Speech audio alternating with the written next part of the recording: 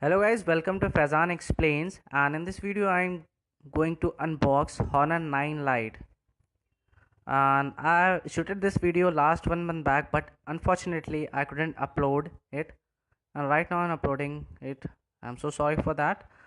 And this I got this phone for 11,000 rupees, which is black in color, and black is my favorite, and I hope so many guys will like black the most. So here's the phone, and it's really look premium and solid. And considering the price of 11,000 rupees, yeah, it worth 11,000 rupees. And looking at the performance of the phone, display, good cameras, and even decent battery life. Let's look inside the box, and here are some paperwork. Apart from that, you also get a cover so that you can protect your phone from the very first day.